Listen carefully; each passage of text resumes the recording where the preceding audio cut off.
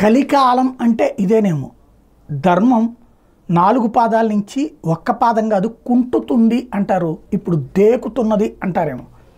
ఎందుకంటే కవితకి బెయిల్ ఇవ్వడం తప్పు కాదు, ఆవిడికి సంబంధించినటువంటి విచారణ ఎదుర్కోవడం తప్పు కాదు, అలాంటిది ఏం లేదు. కానీ జైలులో ఉన్నటువంటి వాళ్ళకి బెయిల్ వస్తే విజయోత్సవ ర్యాలీ నిర్వహించాలనుకోవడమే వింత.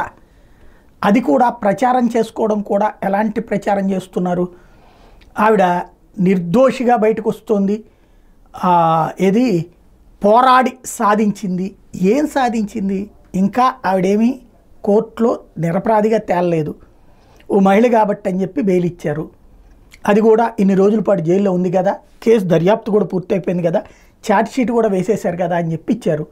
ఈడీ కేసులో ఆల్రెడీ ఇంతకుముందు బెయిల్ వచ్చేసింది కదా సిసోడియాకి, ఆవిడ తర్వాతనే కాబట్టి ఈవిడ ఉన్నది, ఈవిడ ఇంకా కొత్తగా ప్రభావితం చేసేది లేదు కాబట్టి అని బెయిల్ ఇచ్చారు. కానీ ఆమె పేరున విజయోత్సవ ర్యాలీ అంటే ఇది ఎలా తయారైపోయిందంటే, జైలు నుండి బయటకు వచ్చినప్పుడు ఇదివరకటి రోజుల్లో కొంచెం సైకలాజికల్గా నెగిటివ్ ఫీలింగ్ ఉండేది, ఇప్పుడు కూడా ఆ ఫీలింగ్ ఉంటుంది.